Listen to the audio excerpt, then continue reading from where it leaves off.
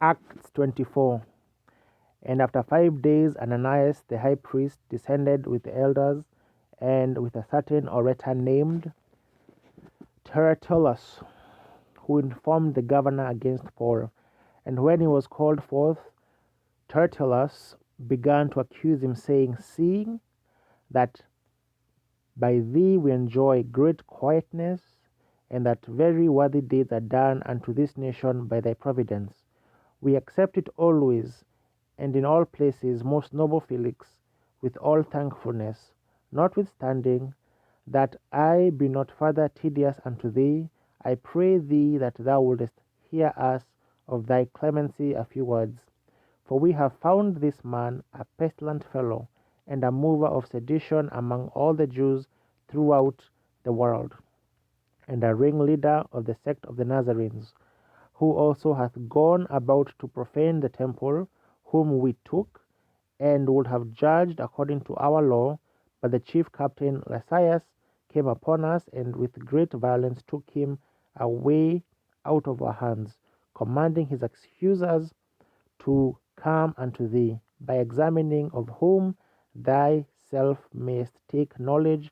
of all these things, whereof we accuse him. And the Jews also assented, saying that these things were so. Then Paul, after that the governor had beckoned unto him to speak, answered, Forasmuch as I know that thou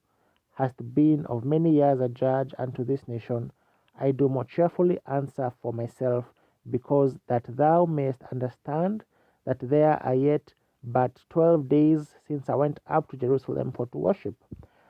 And they neither found me in the temple disputing with any man, neither raising up the people, neither in the synagogues, nor in the city. Neither can they prove the things whereof they now accuse me. But this I confess unto thee, that after the way which they call heresy, so worship I the God of my fathers, believing all things which are written in the law and in the prophets, and have hope toward God, which they themselves also allow, that there shall be a resurrection of the dead, both of the just and the unjust. And herein do I exercise myself, to have always a conscience void of offense toward God and toward men. Now after many years I came to bring alms to my nation and offerings, whereupon certain Jews from Asia found me purified in the temple, neither with multitude nor with tumult, who ought to have been here before thee, and object if they had aught against me. Or else let these same here say, if they have found any evil doing in me while I stood before the council, except it be this one voice, that I cried standing among them, touching the resurrection of the dead, I am called in question by you this day. And when Felix heard these things, having more perfect knowledge of that way, he deferred them, and said, When Lysias the chief captain shall come down, I will know the uttermost of your matter. And he commanded a centurion to keep Paul, and to let him have liberty, and that he should forbid none of his acquaintance to minister or come unto him. And after certain days, when Felix came with his wife Drusilla,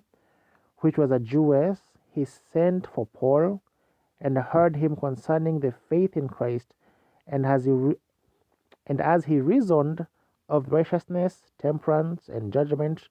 to come, Felix trembled and answered, Go thy way, for this time when I have a convenient season I will call for thee. He hoped also that money should have been given him of Paul, that he might loose him. Wherefore he sent for him the offender, and communed with him. But after 2 years, Porcius Festus came into Felix's room, and Felix, willing to show the Jews a pleasure, left Paul bound.